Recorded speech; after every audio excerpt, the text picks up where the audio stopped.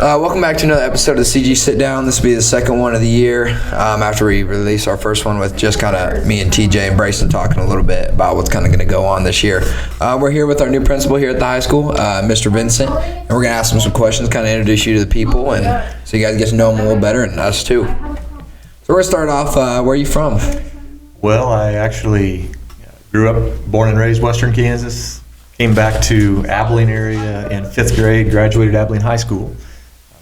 Moved back out west again after college and taught and coached out there for. Okay, so I guess that kind of answers kind of where you went to school. Where did you go to college? Sterling College. Sterling College. Yeah, down the road. Played in the KCAC. What position you play? Quarterback. Quarterback. All right. Yep. What really kind of interested you in applying here at CG and moving back down this way? Well, obviously I knew about the football side of things, the success that you guys have had. I was applying in this area, wanted to get back to Central Kansas, did a couple of interviews in league schools, and had this one on my radar, but I hadn't pulled the trigger on an application yet when Coach O, who I'd had a history with in Western Kansas, reached out to me and said, hey, we got an opening, right? Knew that we did, so I went ahead and put in the app at that point, and the rest is history. Nice. So, what changes would you like to bring to the school? Honestly, I don't know that a lot of change is necessary. I think that there's some amazing things going on. Mm-hmm. Some energy, I guess, if there's a change, right? And probably a positive vibe. Yeah, I agree. A different mental state. Yeah, because I feel like that was one thing that we kind of lacked last year. Is it got to the end of the year and everybody was kind of just going through the motions or didn't want to be here. So I think you're exactly right. I think we need to bring a little bit of that. I feel keep like the excitement rolling. All districts suffered through COVID. It wasn't cool. It wasn't fun, and made things difficult.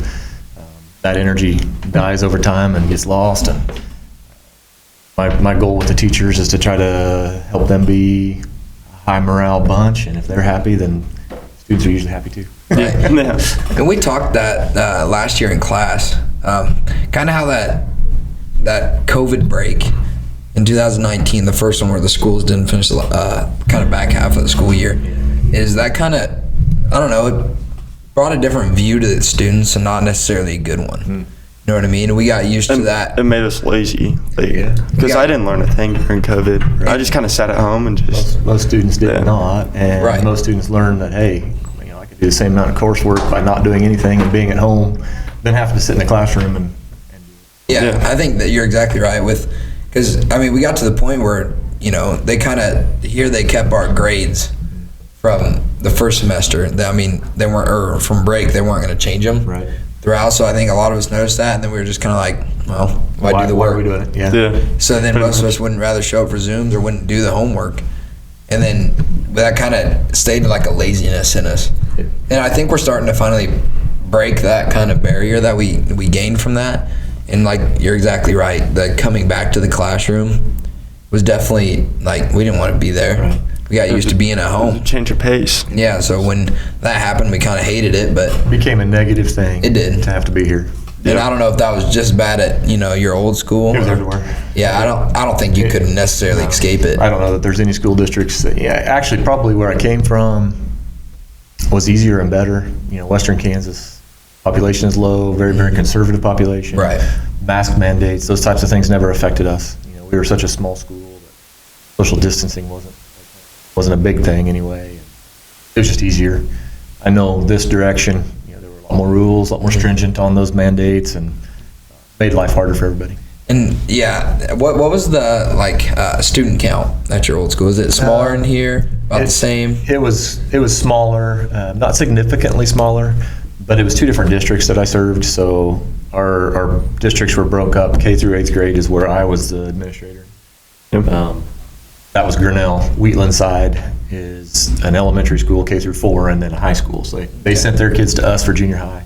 We sent our kids to them for high school as a cooperative agreement, not a consolidation like here. What was the distance between those two? 8 miles. 8 miles. That's not bad. Yeah. That's really not bad. Very similar. Pretty. Let's see. What's 5 miles to Galva from 5 or 6. Yeah, 5 or 6 somewhere in there. So that's really not a huge difference. Well, the student count you'd asked about. So district size-wise, we had 80 or 90 kids in our K through 8. They had about the same in their high school. So. And around here, it wasn't bad either. Like the social distancing and stuff was easy, but around here, it was a pretty big fight about the mask mandates. Oh yeah. There's, to keep it above your nose. Oh man, that was tough. That and the people being okay with it, rather being taken off or thinking that it should be here, it was a big fight. Most people thought we didn't need them, and otherwise the state or the health people were telling us for a school you need to have them. So that kind of really. It all turned political, and it got real. Yeah. It got real tough, especially for get ugly in a hurry. For our school to call shots, and you can't always make everybody happy. No. So at that point, you're it was a lose-lose for school administration. But I think when we made the move, it went over fairly well and fairly smooth, and I don't think we had really any uproars about it. But it was a pretty big deal if your school had masks or not. Yep. What really kind of brings you in? What do you like about the community? I live in Galva. I don't spend as much time in Canton except for when I'm here at school, but love the small home feel. Right. Last night, our fall preview, that was something I've never seen before. We didn't do anything like that out west, and the fans, the stands were packed. Yeah, just for something like that. Just for something like that, and. Back home, I would say that if we were going to get the fans to come out like that, we'd have to do a free feed and barbecue. Mm-hmm. But they were paying for that for a fundraiser for Booster Club, so you can't say that they even came for the free food because it wasn't. So that kind of thing is what I love. And our support around here is crazy. You'll see on Friday nights, it could be a game against, not a big game, and there won't be a spot on the fence, in the stands, nothing. And I talked to Jet about if they had any games like that, and he said your rival. He said that game usually got pretty packed. The Quinter game was our big one, and Gove County rivalry. Mm-hmm. Beyond that, until we got to Sub-State, we didn't see a crowd like that. Right. Yeah. And ours is usually out every Friday. What game was that? Where it was like we had just got out to go and warm up for the game, and there was already a line of cars just parked in front. And blankets up on stands. Yeah. Because, there's not a single spot to sit in those stands usually. And I don't know, it's a great usually feeling. the white stand, the stands on the side are pretty packed too. Yeah, even the little extras. And the fences are all lined with it's awesome. It's a neat environment I'm looking forward to. Yeah, it's really cool, and not even just that has amazing support. We just did our lift-a-thon for our summer and our weights program here at the school that all the public can use if they are willing or if they want to buy a card. So really, I think it's great because we're putting that money back in the community too for them to use it. But just like that, I never got turned down from when I asked somebody for a sponsor. Everyone was willing to give something. I was impressed that day just how many parents came just to watch that. Yeah. It's good support all around. I watched probably some of the productions that your group here put on with graduation or the Christmas program, or not Christmas, spring program, music program stuff, and people are coming out for that stuff too. So yeah, it's really awesome. It is cool. Yep. And just like that, not even anything to do with sports. Our FFA. Yeah, FFA. Oh my gosh. Loads of support from the I went to that meeting yesterday. Was that yesterday? Yeah. Just to see. I've never participated or been in an FFA meeting ever, and they had brought me an invitation, so I sat through most of that meeting until I got called out, and I was impressed. Yeah, it's really 40 or whatever kids were in there, Yeah. and the structure of it. And It's a great environment. It's a neat deal. Yeah. And the stuff we do in those classes are awesome too with the competitions, and you get to meet loads of people and you learn life skills from it, and I love it. Like our competitions for mock job interviews, I did really well in those last year, but it's just really fun to kind of get out there and get a feel for that kind of stuff. Yeah. And with being in such a agricultural powered community is really what sets it off. It's essential to have a grasp on what our culture is here. Right. Yeah. That was one of the draws to take this job, was how many things like that are going on in this school that are so valuable. Yeah, it's awesome. Do you really miss anything about your old school? Ooh, that's a tough one. I miss the people. You have connections with teaching staff and the kids. I miss that. I miss at that level. I was a pre-K through 8 administrator, and I spent my morning every day at the door of the elementary portion, meeting those kids when they came in, and I miss that. I miss the hugs from the little ones and that kind of thing. But for the most part, no, I'm pleased with the things that I'm doing here and like it. How's kind of been your transition between high school and those smaller kids? My administrative duties were there, but I coached everything at the high school, so it's not like I wasn't around, those 9 through 12 students too. And of course, the coaches are kind of an ultimate authority and have a good grasp on what's supposed to happen and behaviors and things like that. So I knew it wouldn't be a big thing. I will say, I had warnings about behaviors in this building, and knock on wood, haven't seen or heard any of that yet. It's been pretty calm and pretty smooth sailing. That the student body has been respectful and doing what they're supposed to do for the most part. Really? Yeah. Honestly, this year's probably been the best start of the year that we've had in forever. For some reason, there's a different feeling to everything that's going on. And maybe it's just the excitement to see the changes that are going on, but just for some reason, it's been different. Yeah. In the past, it's kind of been, sometimes a rocky start or just, a weird feeling. Yeah. And this year, it's been really smooth sailing. Hopefully keep it that way for I hope so. 9 months. Really. Let's hope it can stay that way. Yeah. You mentioned a little bit about coaching. How many years did you coach there? At Wheatland-Grinnell, 8. I was the head high school coach for the last 4 seasons. But over my career, 22 years of coaching. At Wheatland-Grinnell, I was junior high and high school football, junior high and high school basketball assistant for high school, and then also junior high track. And so the way they do things there is their last hour of junior high class is PE/practice. So you practice during the school day.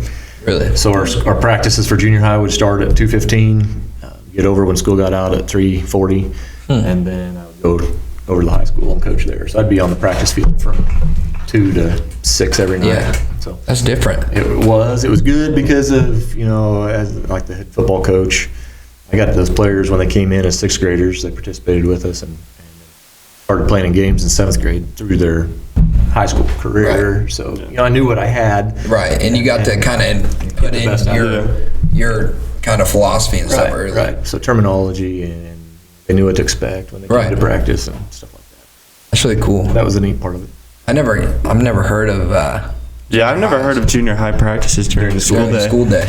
Every school in our league out there, I think, except for maybe 1 or 2. Interesting. Huh. Yeah. That's really cool. And kind of like you said, I feel like that's probably in all small schools that if you coach one thing, you most likely coach another. Yeah, if they talk you into doing one, they do them all. Football for coaching was my love, but I really like basketball too. It'll be interesting. It'll be a different move for me this year to sit in the stands and just be Jet's dad and obviously do some supervision stuff as a principal. Yeah, really cool. It'll be hard, especially when I see stuff and would make this change, but I'm not in control anymore to be able to say, hey, coach, why'd you do that? You should try this. And one of the other selection criteria was that I got to meet obviously knew Coach O already and knew that Jet's in good hands, and I could just sit back. Hey, Dad. Awesome. Yeah, that's pretty cool. But yeah, like our teacher in here, Kaufman, he pretty much does junior high. He does all junior basketball, track. So he, like you said, they ask you to do one, they ask you to do them all. Yeah. So small schools, you got to. If you're going to take an educational job, first of all, you got to roll up your sleeves and work. But if you're going to take it in a small district, you got to be really willing to do things that you're not going to get paid for, and just to help everybody get along. And learn that. I know there's almost different. I'm not going to say different love, but they definitely got to love what they're doing too. Be willing to do all that, spend all that extra time with the kids. Yeah, for sure. And it adds a good feeling knowing that your coach is willing to invest their time. Yeah, that much time into you. Yeah. So we'll kind of end it off here. How's your you kind of talked about it already being solid, but how's kind of your start been here at CG? Smoother than I could have hoped, which again makes me want to Yeah. knock on wood. I asked the teaching staff via a Google form at the beginning of the summer to give me 3 things that you think are going well, and 3 things that you think need improvement. Right. Yeah. And maybe 40 or 50% of the staff responded. Not all of them. Right. So that kind of had me like, what's going on with this? Why am I not getting feedback from everybody? But the feedback was all the same. And basically they wanted to see some consistency in just all aspects of what we're doing. Absences and tardies and kids being responsible for what they're supposed to do. And that type of thing. And so having that kind of a picture coming in, but then the first day of staff meeting, the interaction with them and getting to know them. Most of the staff I hadn't met until the very first day that they had to report. So that's a good thing. I didn't have any preconceived ideas of what this teacher is. The same as my opinion of you guys as students. I don't know whether TJ was a bad kid or not last year. It doesn't matter. He's TJ to me. Yeah. So, everybody coming in with a clean slate has been a really good thing. And I would say that the start is going well. Our first early release day on Wednesday was my first chance to check in with all the staff after they've been in it for a week. A week and a half or whatnot. And the vibe in our staff meeting was great. Awesome. The morale is high, their energy level's high. I know are nearing the end of their career, who were seemingly looking tired to me when they showed up day one, looked better after a week. So that's a good thing. Yeah. It's a good start so far.